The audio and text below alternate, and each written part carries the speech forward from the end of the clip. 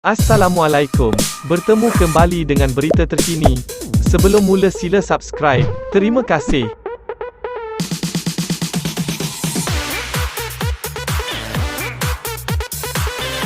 Datuk Seri Dr. Ahmad Zahid Hamidi memberitahu Mahkamah Tinggi hari ini bahawa 3 ahli Parlimen UMNO keluar parti dan menyertai Parti Pribumi Bersatu Malaysia Bersatu selepas pilihan raya umum ke-14 PRU14 kerana mahu menyelamatkan diri daripada disiasat oleh Suruhanjaya Pencegahan Rasuah Malaysia SPRM. Ahmad Zahid berkata ketiga-tiga ahli parlimen itu adalah antara ahli UMNO yang memenangi kerusi parlimen pada PRU14. Individu pertama melompat parti adalah ahli Parlimen Masjid Tanah yang kini Timbalan Menteri di Jabatan Perdana Menteri. Saya difahamkan dia diberi amanah untuk mengendalikan dana pilihan raya umum PRU tetapi wang itu tidak digunakan untuk PRU bagi pergerakan Puteri UMNO. Malah, wang tersebut telah dikeluarkan daripada tabung dan dimasukkan ke akaun lain untuk tujuan peribadi dan wang itu tidak digunakan untuk jentera puteri. Ini diketahui bukan sahaja oleh kepimpinan tertinggi UMNO dan Puteri tetapi apabila siasatan akan dilakukan, maka cara untuk selamatkan diri adalah dengan sertai PPBM Bersatu yang ketika itu sebahagian daripada Kerajaan Pakatan Harapan dan akhirnya orang itu selamat, katanya.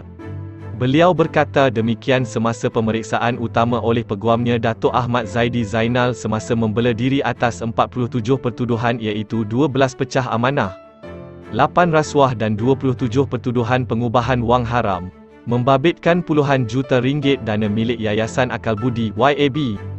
Ahmad Zahid berkata seorang lagi adalah menteri mewakili kawasan Jeli yang sebelum PRU14 merupakan pengerusi Badan Perhubungan UMNO Kelantan dan diberikan amanah untuk mengendalikan urusan jentera parti.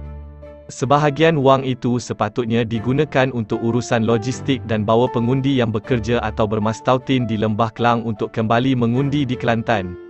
Saya diberitahu bahawa 30 juta ringgit wang itu tidak dibelanjakan untuk logistik tetapi saya ada maklumat bahawa ia diberi kepada isterinya untuk dimasukkan ke dalam akaun peribadi, katanya. Semasa Ahmad Zahid mahu menyatakan nama ahli parlimen ketiga, Timbalan Pendakwa Raya Datuk Raja Rosela Raja Toran bangun dan membantah dengan menyatakan bahawa ahli Parlimen Bagan Datuk itu tidak boleh mengaitkan amalan menyeleweng dana YAB dengan mana-mana pihak kecuali individu itu dipanggil di mahkamah untuk memberi keterangan. Ia adalah keterangan dengar cakap dan tidak boleh diterima melainkan mereka dipanggil sebagai saksi, kata Raja Rosela. Seorang lagi peguam yang mewakili Ahmad Zahid, Hisham Tehpoh Tek, berkata mahkamah adalah tempat yang tepat untuk anak guamnya bercakap benar bagi membela dirinya. Beliau berdepan pertuduhan serius dan mesti diberi ruang untuk pembelaannya, katanya. Hakim Datuk Colin Lawrence Sikwerah kemudian berkata beliau memahami isu dengar cakap yang dibangkitkan oleh pihak pendakwaan dan sama ada ia dibenarkan atau tidak, ia akan ditentukan kemudian. Tetapi buat masa ini saya bersetuju untuk memberikan sedikit ruang kepada mereka pihak pembelaan membela diri dengan mengemukakan pembelaan yang sewajarnya, kata hakim itu sebelum mahkamah ditangguhkan seketika. Semasa menyambung keterangannya, Ahmad Zahid berkata individu ketiga adalah ahli Parlimen Bagan Serai yang diberikan dana pembangunan untuk kawasannya tetapi terdapat beberapa dokumen yang beliau, Ahmad Zahid, lihat sendiri bahawa peruntukan tersebut telah dijalankan oleh adiknya sebagai pegawai khas.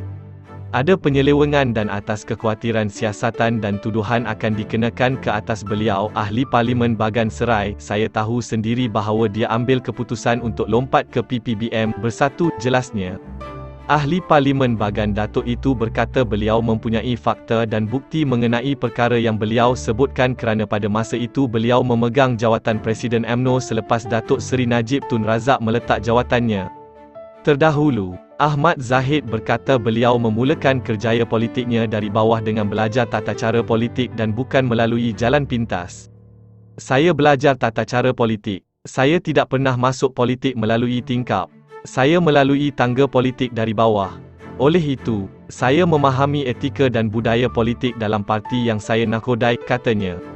Menurut Ahmad Zahid, beliau tidak pernah merancang untuk memegang sebarang jawatan dalam politik tetapi ia adalah di atas restu Allahyarham ibunya yang memintanya untuk kerap pulang ke kampungnya di Bagan Datuk. Perbicaraan di hadapan Hakim Sikwerah bersambung. Terima kasih kerana menonton.